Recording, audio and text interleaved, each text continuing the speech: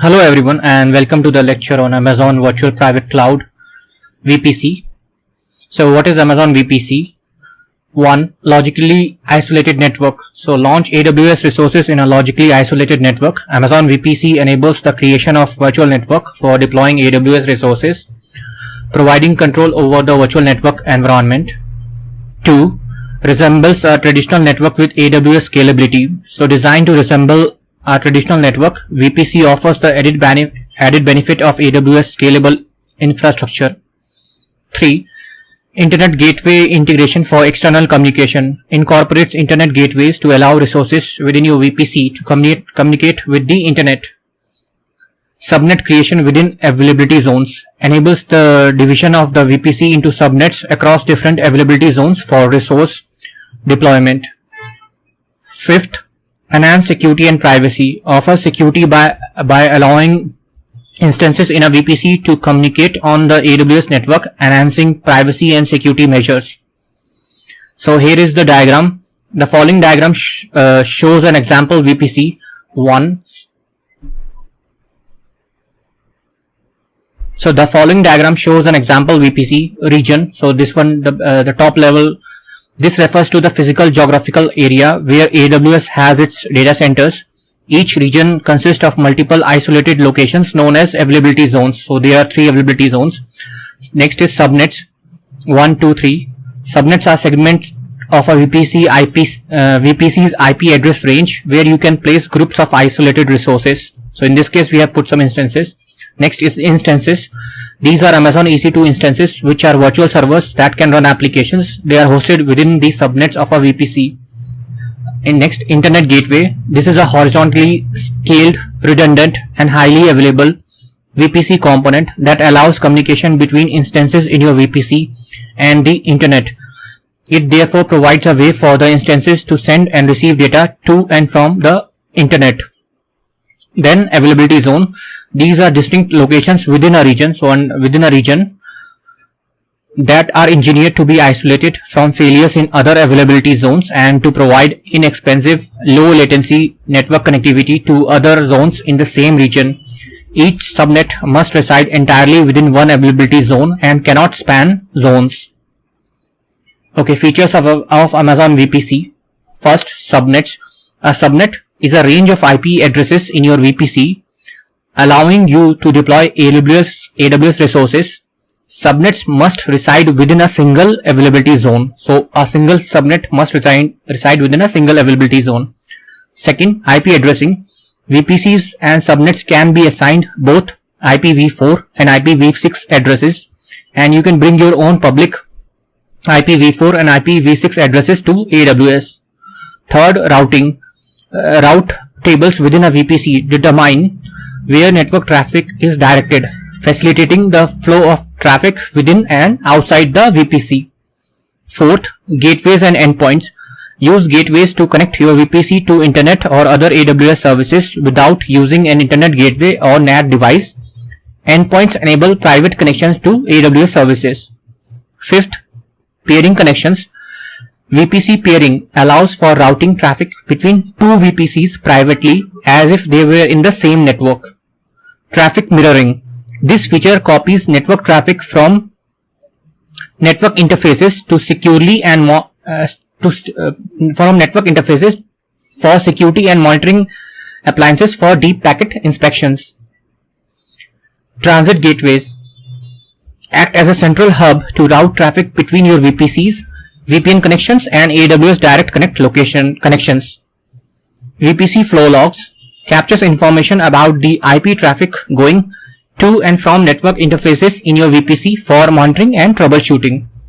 Then VPN connections enables the connection of your VPCs to your on-premises networks using AWS Virtual Private Network (AWS VPN), extending your data center to AWS. Okay, next, pricing for Amazon VPC. 1. No additional charge for using VPC. Utilizing Amazon VPC itself incurs no additional cost, enabling users to create a secure and isolated section of the AWS without extra charges. Charges for specific VPC components. While the VPC does not cost anything by itself, specific components within it, such as NAT gateways, and IP address manager do have some associated fees. Includes NAT gateways, IP address manager. So NAT gateways facilitate private instances to connect to the internet or other AWS services, and the IP address manager aids in organizing the IP space within VPCs, both of which are chargeable services. So these two are the example. Fourth, traffic mirroring and reachability analyzer. Traffic mirroring allows for the capture and inspection of network traffic, while the reachability analyzer helps verify the path between two endpoints in a VPC, and both service comes with their own charges or the cost. A network access analyzer. This tool assesses network access policies to ensure the security and compliance of your network configuration within the VPC, adding to the potential cost based on the usage. So VPC by itself is free, but there are components which cost money: NAT gateways, IP address manager, traffic mirroring, reachability analyzer, and network access analyzer. Okay, next, everything you need to know about the subnets. So let's go to subnet basics. Subnets allows you to segment your VPC into multiple networks, each residing entirely within one availability zone. They enable you to distribute resources across different locations to increase fault tolerance. Next, subnet types. Depending on their configuration, subnets can be classified as public, private, VPN only, or isolated. So there are four categories: public, private, VPN only, and isolated. And this classification affects their access to internet and other services. Third one, subnet routing. Each subnet is associated with a route table that dictates the flow of traffic in and out of the subnet. You can modify these associations and the route table contents to control network traffic. Fourth, subnet settings. So modify settings such as auto assign IP addresses to control whether instances launched in a subnet receive a public IPv4 or IPv6 address. Fifth, subnet security. Utilize security groups and network ACLs to define rules that allow or block traffic at the instance and subnet level respectively. This enhances the security posture of your VPC. Subnet CIDR reservations. So you can reserve ranges of IPv4 or IPv6 addresses within your subnet to prevent AWS from assigning them to other resources, and this is useful for network planning and management. Okay, next, everything you need to know about route tables. First, main and custom route tables. So every VPC comes with a main route table that routes traffic for all subnets not associated with any other table. Custom route tables can be created for specific routing needs. Second, destination and target concept. Routes consist of a destination, CIDR block, directing traffic to a target. For example, internet gateway, virtual private gateway. Third, route table association. Subnets, internet gateways, and virtual private gateways can be associated with a route table to control the flow of traffic. Fourth, local and propagated routes. Local routes allow communication within the VPC, while propagated routes are automatically added for the site-to-site VPN connections. Route priority. Traffic is directed using the most specific route that matches. Static route takes precedence over propagated routes. Route table quotas. There are limits on the number of route tables per VPC and number of routes per table. Okay, next we'll see default and non-default VPCs. So first, default VPC features. Every AWS account created after December 4, 2013, so anyway this is long back, comes with a default VPC in each region. This VPC is fully equipped with a subnet in each availability zone. So there is a default VPC, and that default VPC has a subnet. So if a region has 6 availability zones, there will be a subnet in each availability zone. So this VPC is fully equipped with a subnet in each availability zone and internet gateway. So one internet gateway per default VPC and a route that allows direct internet access, simplifying the deployment of instances. So this is the default, so that customers don't get panic when they suddenly deploy some EC2 instance and they want to, let's say, update some Linux packages and all. So this is by default setup. Next is non-default VPC customization. So users have the flexibility to create their own VPCs tailored to specific needs. These non-default VPCs allow for more granular control over network configurations, including the creation of non-default subnets. Third one, default VPC in every region. So the provision of a default VPC in every region ensures immediate availability for deploying instances without the need for initial network setup, facilitating a quick start for AWS services. Configurable components.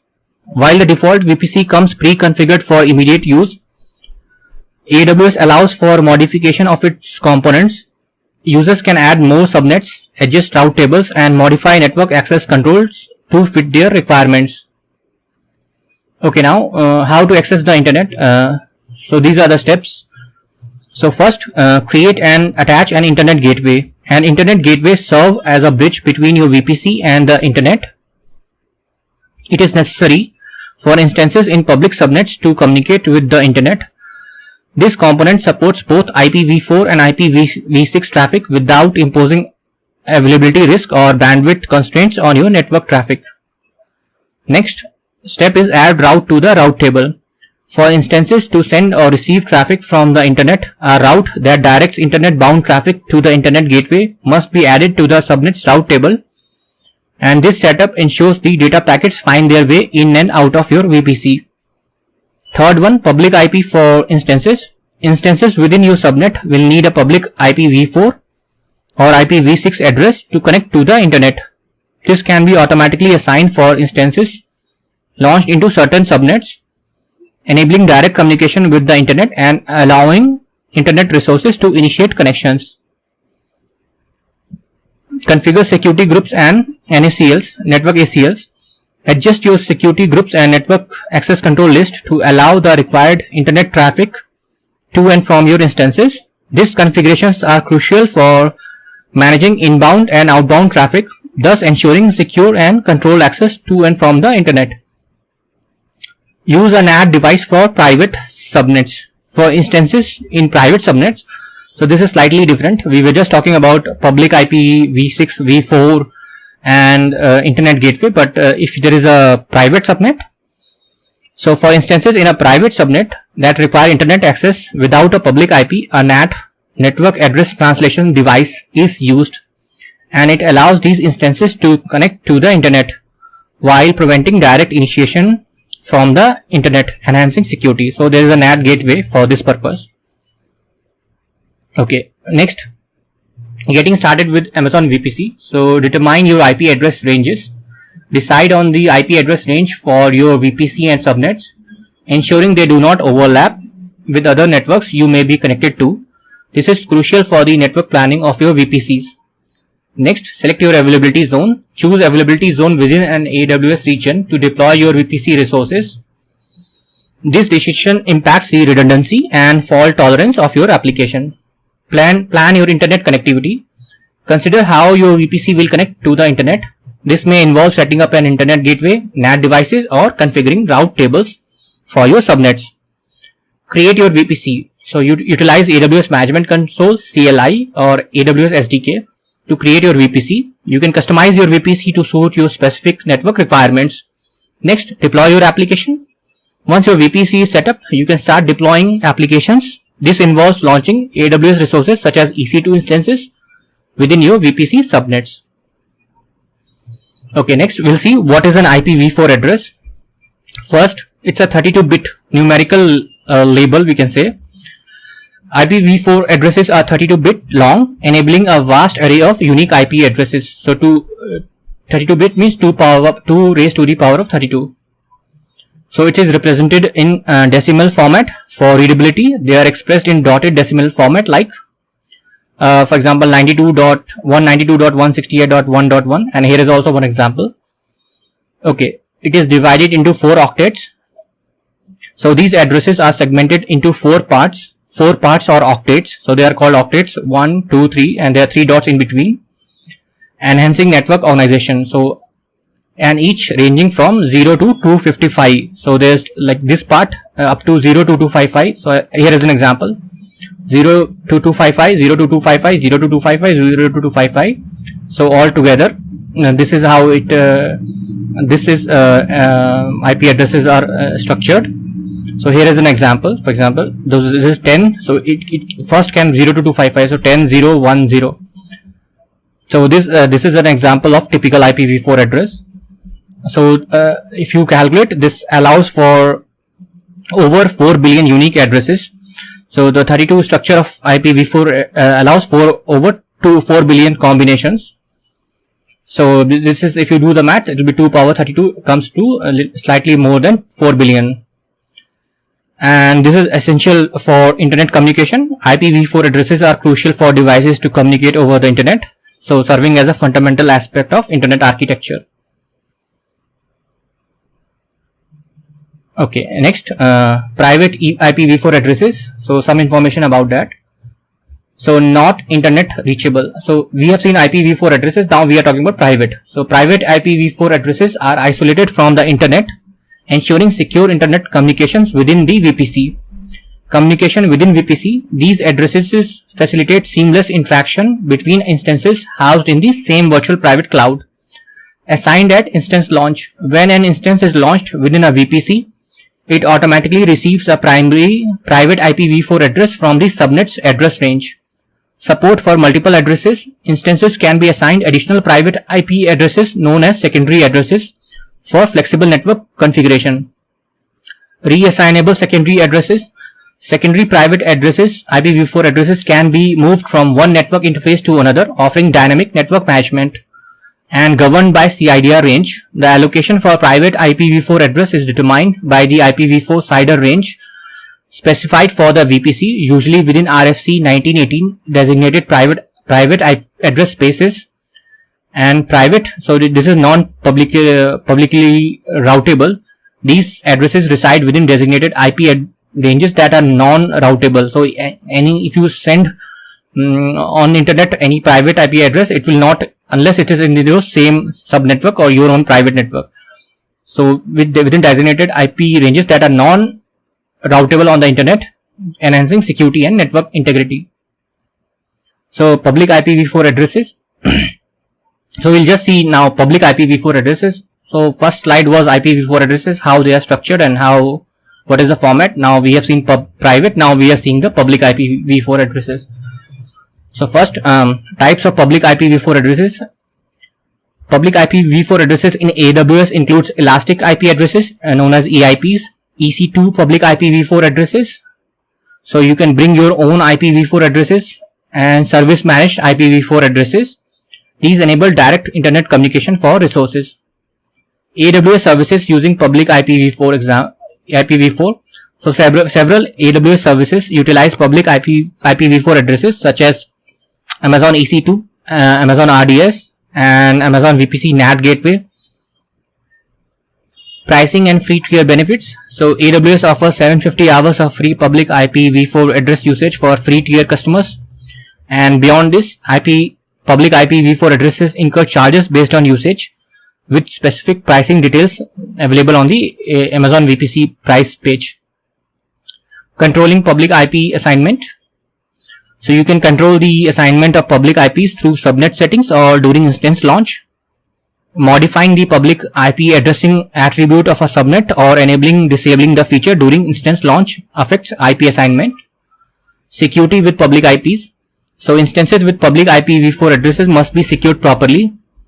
Configuring security groups or network ACLs helps manage inbound and outbound traffic, ensuring secure access to and from the internet. So now we'll see IPv6 addresses. So IPv6 is the most recent version of Internet Protocol IP, designed to supplement and eventually replace IPv4, which provides a limited number of addresses. So it has expanded address space. IPv6 are 128 bits long, so it is 2 raised to the power of 128, and significantly expanding the number of possible addresses and solving the address exhaustion problem. So 4 billion is actually not much, because a lot of companies use multiple and all your phone, computer, laptops, tablets use. So it's actually much, now it's running short. That's why IPv6 is solving that exhaustion problem. an IPv6 address format. An IPv6 address is typically written as 8 groups of 4 hexadecimal digits, which offers much larger address space than IPv4.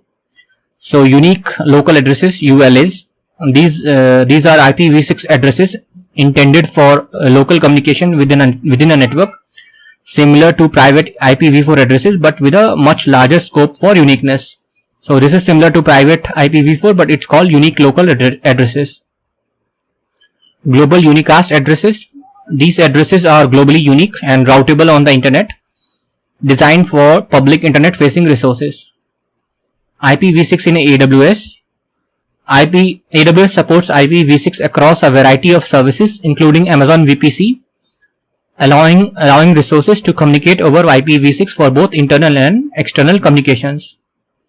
And some benefits of IPv6, with its vast address space, IPv6 eliminates the need for NAT. So NAT is the reason the technology of NAT exists. It's called network address translation, because they are not. So NAT is basically a proxy. So let's say 100 private IPv4 will share a single public NAT address, and NAT will do the address translation. So this problem will go away if we use if all devices are IPv6, and which simplifies address assignment, improves routing efficiency because there is no NAT no NAT on the route. So that will also improve speed, efficiency, and enhance security features built directly into the protocol. So just to give you an idea how much the total, so IPv4 was 4 billion. So if you just look at this, it's around 340 undecillion. So this is 3.4 into 10 raised to the power of 38. So you can just imagine how many possible. So it's like it's never going to exhaust. Okay, next is IPv4 VPC CIDR block. So range of allowed block sizes. Okay, when creating a VPC, you must specify an IPv4 CIDR block. The allowed sizes range from /16 netmask, which can have 65,536 IP addresses, to /28 netmask, which can have 16 IP addresses. Associating additional IPv4 CIDR blocks with the VPC is possible after its creation. So recommended private IPv4 address ranges. It is recommended to specify a CIDR block from the private IPv4 address range defined in RFC 1918, and that includes, for example, 10.0.0.0/16. So this is one range, and other one is 172.31.0.0/16. This has a less total number of VPC. And finally 192.168.0.0/20. Okay, avoid using 172.17.0.0/16 CIDR range, because some AWS services you are using the 172.17.0.0/16 range, and to prevent conflicts, this range should not be used for creating your VPCs. Conflicts might arise with services like AWS Cloud9 or Amazon SageMaker. Publicly routable CIDR blocks. You can create a VPC with a publicly routable CIDR block that falls outside the private IPv4 address range specified in RFC 1918. However, these are still considered private IP addresses within the context of your VPC. Service specific configuration requirements. When creating a VPC for use with an AWS service, it is essential to check the service documentation for any specific configuration requirements. Okay, now let's see total VPC calculation. So for example, as I mentioned, you can create a VPC with certain CIDR blocks. So there are 3 possible ranges. So for example, in this particular example CIDR block, RFC 1918 range. So let's say /16. So you can create 256 unique VPCs with a net mask of /16 within this particular range, 10.0.0 up to 10.255.255.255. So this is maximum possible. I'm saying 25 unique VPCs with maximum possible /16. So for example, 256 unique VPC. For example, VPC 1 will have a CIDR block of this. VPC2 will have 10.1.00, 10.2.00, and VPC256 will be having 10.255.00. So last two bits will not is the total number of host IPs that you can have, because /16.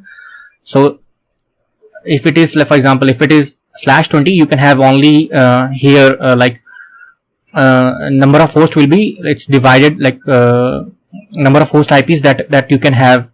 So each VPCs can have, so in this case one VPC I'm talking about, one VPC can have 256 into 256, which is 65,536 IP addresses. So with this particular CIDR block, you can have 256 unique VPCs, and this will be the range, and every VPC is having this many number of IP addresses also. So one more, let's see another example. The second range we'll pick up 172.16.00, and so example CIDR is, for example, 172.31.00.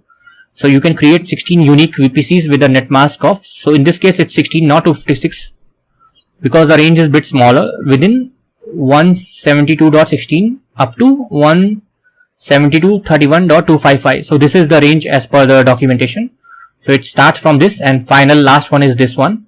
So you can have 16 unique IP VPCs with this particular CIDR block, which is the maximum possible you can have. So you can have VPC1, which is starting from 172.16.00, VPC2, you just replace 16 with 17, 18, and you come to the last number, which is 31st, and you will be going to, we cannot add in the host IPs or the device IP. So each VPC can have same, because it's again same number, 256.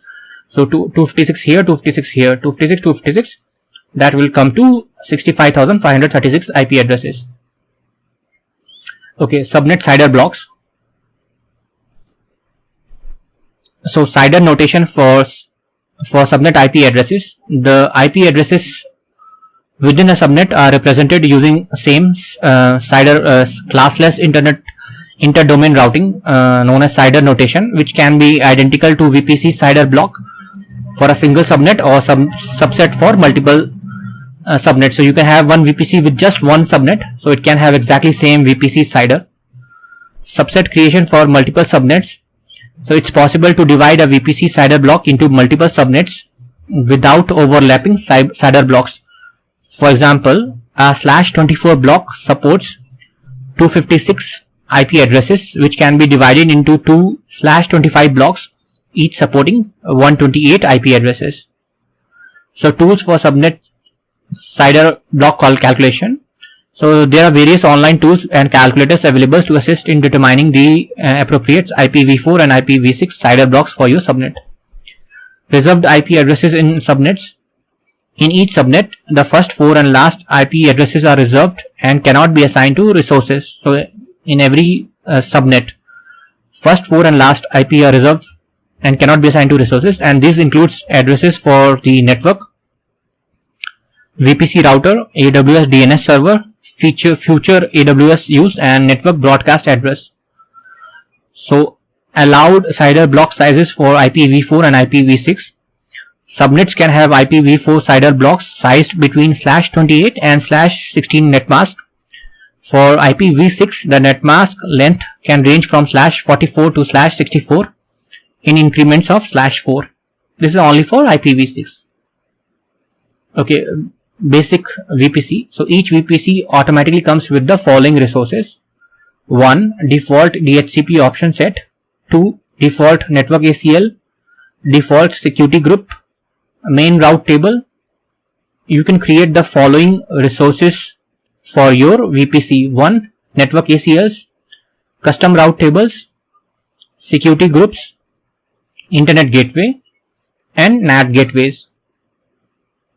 So default VPC. The following diagram shows a default VPC with a default subnet in each of the availability zones.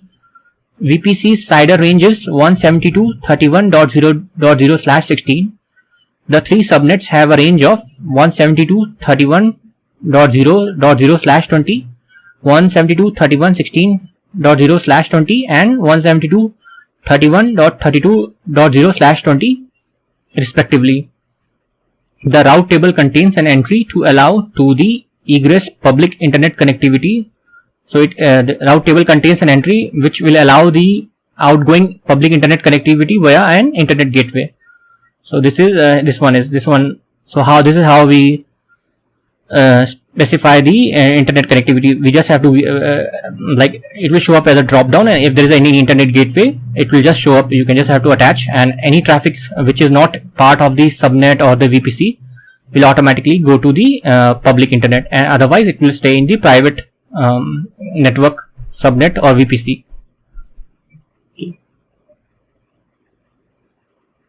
Okay, VPC configuration options. First, availability zones.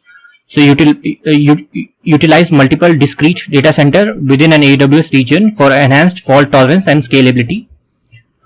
CIDR blocks. Specify IP address range for your VPC and subnets, enabling net structured network layout and segmentation. DNS options. Configure public IPv4 DNS host names and private DNS resolution for EC2 instances, ensuring seamless domain name resolution. Fourth, internet gateway. Connect your VPC to the internet, allowing instances in public subnets to access external resources. Name tags. Use name tags for easy identification and management of your VPC and its resources. Sixth, NAT gateways allow outbound internet access for instances in private subnets. This is only for private subnets, while preventing unsolicited inbound traffic. Route tables. So direct network traffic from your subnets to desired destinations, controlling access and traffic flow within the VPC. Subnets. Create logically isolated sections of your VPC to deploy AWS resources, with each subnet residing in a designated availability zone. And tenancy. Choose between default and dedicated tenancy for EC2 instances to determine whether they run or on shared or isolated hardware. Okay, how to create a VPC? So first open Amazon VPC console, navigate to your AWS console on this address to access the VPC management console. There you can choose create VPC. So on the VPC dashboard, create VPC button to initiate the process. Specify VPC and subnet details. Choose between creating a VPC with additional resources or VPC only. Provide name tags as desired. Set IPv4 and IPv6 CIDR blocks. Enter the IPv4 address range mandatory for the VPC and optionally set the IPv6 CIDR block for dual stack IP addressing. Select tenancy option. Decide whether EC2 option instances will run on shared hardware default or dedicated hardware. Then choose availability zones. For high availability, select at least 2 availability zones AZs for your subnets. Configure subnets. Determine the number of public and private subnets and their respective CIDR blocks. Optional configurations include configurations like NAT gateways, egress only internet gateways, VPC endpoints and DNS options as needed. Add additional tags. Optionally add tags for easier management and identification of your VPC resources.